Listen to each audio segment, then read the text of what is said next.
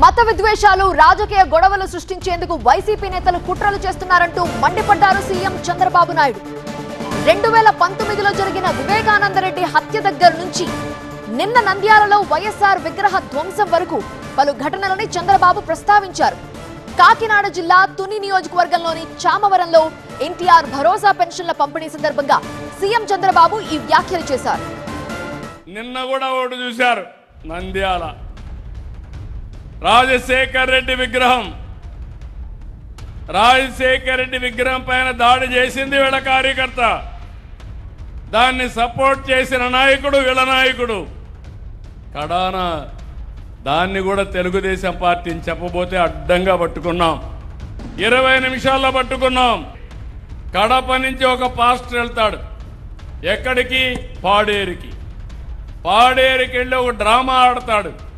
ఆయన ఎవరో కొట్టారని ఆయనే కొట్టించుకొని నాటకాలు ఆడి రాష్ట్రమంతా మత విద్వేషాలు సృష్టించాలని ఒక పెద్ద నాటకాన్ని క్రియేట్ చేశారు. ఒకప్పుడు కూడా మనం చూసాం, దేవతలు లేకుంటే రాజులు యజ్ఞాలు చేసేవాళ్ళు ప్రజాహితం కోసం.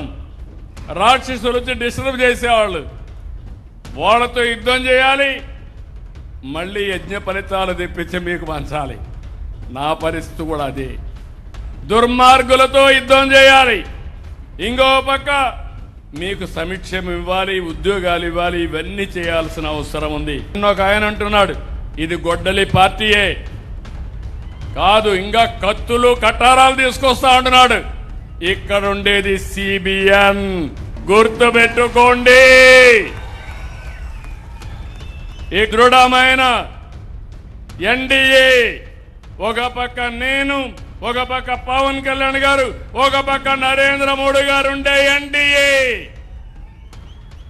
ఎవ్వడి ఆటలు తాగనీయం.